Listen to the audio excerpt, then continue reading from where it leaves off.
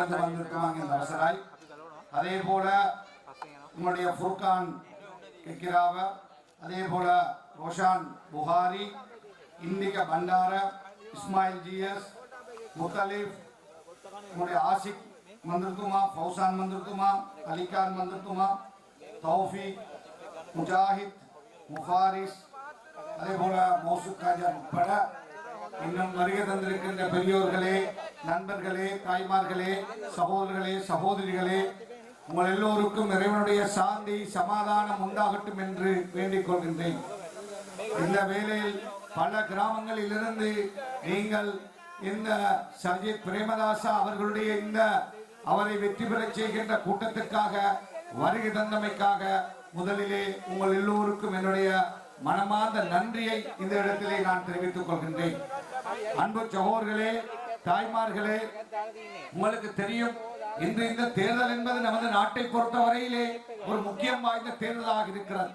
இந்த தேர்தலிலே முஸ்லிம் சமூகம், தமிழ் சமூகம், மலையக தமிழ் சமூகம் என்ன முடிவை நாங்கள் எடுக்க போகிறோம், இந்த நாட்டிலே நிம்மதியாக சிங்களவர்களோடு நாம் சேர்ந்து சந்தோஷமாக வாழப்போகிறோமா, விழுந்து கிடக்கின்ற அதல பாதாளத்துக்கு போயிருக்கின்ற பொருளாதாரத்தை மீட்டெடுக்க போகிறோமா, ஒரு நேரம் 3 நேரம் சாப்பிட வேண்டிய குடும்பங்கள் 2 நேரமாக, சில குடும்பங்கள் 1 நேரமாக பசியோடு பஞ்சத்தோடு கஷ்டத்தோடு இந்த நாட்டிலே வாழுகின்ற இந்த நிலை மாற வேண்டுமா?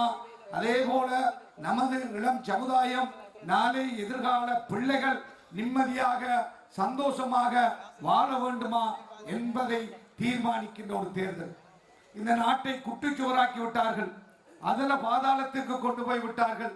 கோட்டாபே ராஜபக்ச என்கின்ற ஒரு கொடுங்கோல் ஆட்சியாளர் இந்த நாட்டுக்கு வந்து செய்த அநியாயங்களை நான் சொல்ல வேண்டியதில்லை. என்னை போல பலரை அநியாயமாக சிறையிலே அடைத்த வரலாறு உங்களுக்கு தெரியும். அதே போல எங்களுடைய மையத்துக்களை கூட, அதாவது கொரோனாவினால் மரணித்த மையத்துக்களை கூட எங்களுடைய மார்க்கப்படி அடக்கம் செய்வதற்கு அவர்கள் அனுமதிக்கவில்லை.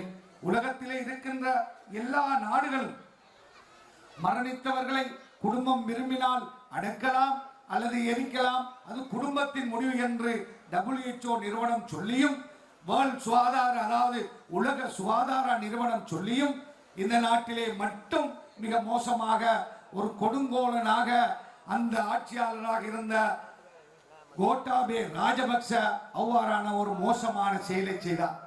அன்பு சகோதரர்களே, தாய்மார்களே, 144 எம்பிமார் தான் கோட்டாபேக்கு இந்த நாட்டு மக்கள் கொடுத்தார்கள். அந்த கோட்டாபே 144 வைத்துக் கொண்டு தனக்கு இருக்கின்ற அதிகாரம் போதாது, இன்னும் தனது அதிகாரத்தை கூட்ட வேண்டும், நான் நினைத்ததையெல்லாம் செய்ய வேண்டும். மையத்துக்களை எரித்தால் என்ன, இன்னொரு அநியாயம் செய்தால் என்ன, விரும்பி அவர்களை சிறையில் அடைத்தால் என்ன, என்னை யாரும் கேட்க கூடாது, எனக்கு இருக்கின்ற அதிகாரத்தை இன்னும் அதிகரிக்க வேண்டும் என்று 6 எம்பிமாரை தேடினார். 6 எம்பிமாரை தேடினார். ஏன் 144 150 ஆக்கினால் தான் தனக்கு தேவையான சட்டங்களை மாற்ற முடியும். இந்த நாட்டு மக்கள் அவ்வாறு பொய் சொல்லியும், இனவாதம் பேசியும், மதவாதம் பேசியும், பொய்யான வாக்குறுதி சொல்லியும், ஈஸ்டர் தாக்குதலை பயன்படுத்தி இல்லாத பொல்லாத பொய்களை சொல்லி வாக்கு கேட்ட பொழுதும் 144 பேரை தான் கோட்டாபே ராஜபக்சவுக்கு கொடுத்தார்கள். ஆனால் அந்த 6 பேர் தேவைப்பட்ட பொழுது 6 அல்ல, நாங்கள் 7 பேர் வருகிறோம் என்று எமது முஸ்லிம் பாராளுமன்ற உறுப்பினர்கள், இந்த ஊரை சேர்ந்த ஒரு மாவட்டத்தை சேர்ந்த முஸ்லிம் பாராளுமன்ற உறுப்பினரும் சேர்ந்து போய் கோட்டாபேக்கு கைதூக்கி அந்த அநியாயத்தை செய்ததை நீங்கள் மறக்க மாட்டீர்கள். அவ்வாறான ஒரு மோசமான செயல் என்பது இந்த நாட்டின் வரலாற்றிலே மன்னிக்க முடியாத குற்றங்களில் ஒன்றாகும். இந்த நாட்டு வரலாறு எழுதப்படுகின்ற பொழுதும் 1000 வருஷங்கள் முஸ்லிம் சமூகம் இந்த நாட்டிலே வாழ்ந்திருக்கிறது. இந்த நாட்டிலே முஸ்லிம் சமூகம் ஒருபோதும்.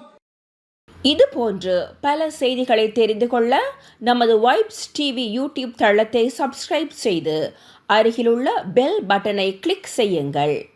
மேலும் பல செய்திகளை அறிந்து கொள்ள www.vibes.tv vaibznews.com, vibesnews.com என்ற இணையதளத்தை பார்வையிடுங்கள்.